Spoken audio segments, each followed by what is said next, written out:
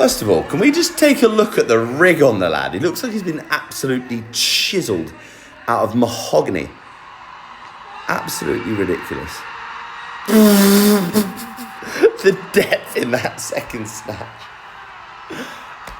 Outrageous. What a nutter. Okay, let's dive into this. I love watching this guy lift. I love watching his technique, especially at this weight. You know, this is 120 kilos. It's no mean feat. I've done this workout myself, and I can tell you the DOMs, when I got to that 120, was outrageous. There's no way I was even hanging on to that for touch and goes. Now, Guy has a very, very narrow setup position when he sets up, but there's a couple of things that I want you to see here that I really like about the setup position. First things first, what I want you to notice, right, is that his hip crease sits slightly higher than the knee. This is really good to help utilize the legs in the first phase of the lift, but also to help you stay over better through the middle phase of the lift and gain good extension.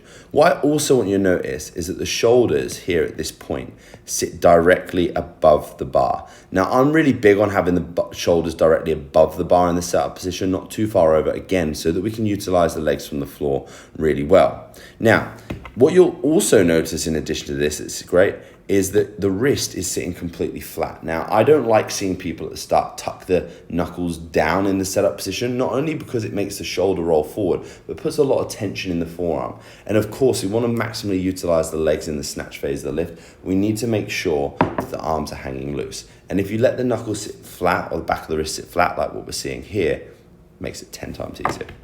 As he initiates from the floor, there's great use of the legs. Now, you'll see how the shoulders and the hips all rise together simultaneously in this first phase from the floor, and right the way to the point where he's passing the knees, the bar is staying super close to the shins at this point. So great use of the legs up to this point here.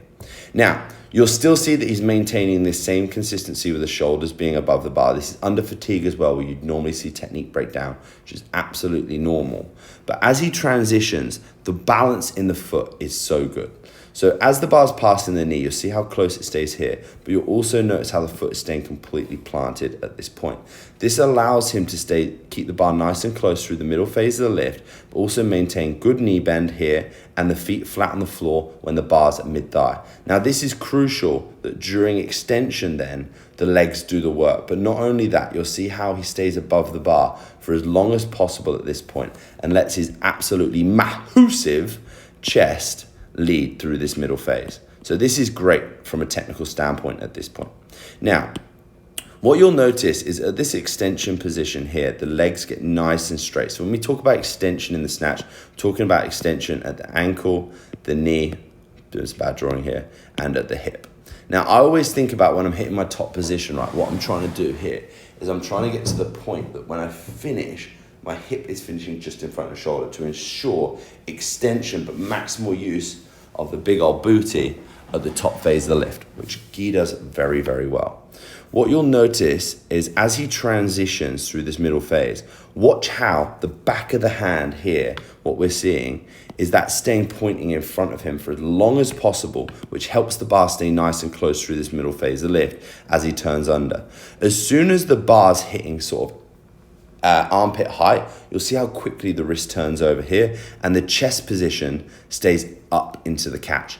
Common faults that people make, right, is after they hit top position of the snatch here, they drop the chest into the catch position, which causes all the weight and movement to move forward, which can put excessive pressure on the shoulder in the receive position. But what Guy does really well is he maintains this nice big chest here punching through at the top, keeps that into the catch position here at the bottom, which is why, as you can see, the lats stay nice and engaged in the receiving position, the torso stays upright, and we have this wicked lockout on this first repetition here at the top. Eyes are staying looking in front, absolutely love it.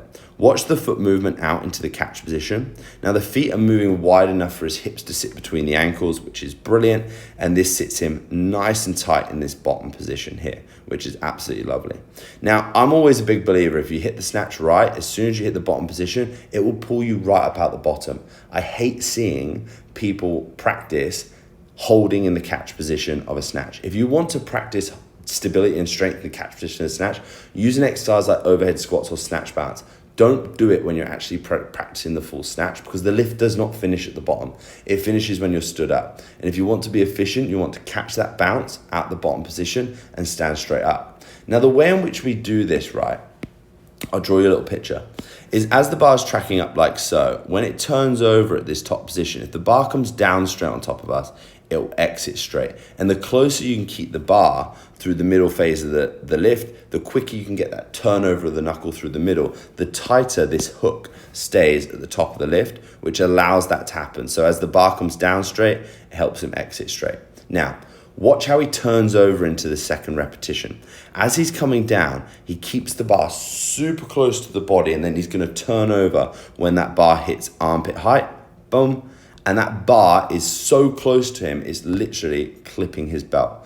The closer you keep the bar to the center of gravity on the way down, the closer it will stay to the floor when we hit the bottom position. So you can see he's gone back a little bit into his heels, but this is just because he's trying to keep the bar so close to midfoot when he changes direction. You'll see as he comes through here, the weight comes back into midfoot. And again, we're in this lovely position here where the bar's close and the shoulders are above the bar. So that is a great execution of delivery back to the floor into second rep. Common mistake that people make when they try and replicate this is they bounce the bar off the floor away from the body, and that pulls them out of shape. No problem for Guy though. That's why he gets good extension again still on this second repetition. Obviously he's fatigued, so it's slightly shorter than the previous lift, but nonetheless, because his mobility is so good, he's able to get super deep into this bottom position. And this, in my opinion, is purely why this is right on the red line limit for him. And you see this arm not lock out on this side. If he got a little bit more height through the middle, would have been fine, but natural, like I said, under fatigue, submaximal lift. As he hits the bottom position, he does a really good job to save this, but this is a really good example, just looking at wrist, right? When we're in the catch position with the wrist, if the wrist stays stacked like you'll see on this side, you'll see how much softer the lockout becomes on the elbow side in here, and you'll see how the shoulder internally rotates at this point. When this happens, it makes it very difficult to achieve a good lockout. Whereas you'll see on the other side, watch the wrist position, you'll see how the wrist is set right back. This allows good external rotation when he's in the overhead position and achieve a really good lockout position. So he does really well to save this and stand out that second rep. Like I said, an incredible technician. He does so well in every weightlifting event when it comes up in CrossFit. Super explosive guy. Guy, keep doing what you're doing. The crowd, the fans, they absolutely love you. I love you too. So really appreciate your impact in the sport of weightlifting as well. Guys, if you enjoyed this technique review and you want me to take a look at one of your lifts, then I'm gonna leave the opportunity for the next 24 hours. If you just send me a DM saying technique and also comment on this post saying technique, send me through a video. I'm then gonna reply to you. I'm gonna ask you a little bit about your lifting, where you're at, and then I'll send you a little bit of feedback on your snatch that will hopefully help you progress too.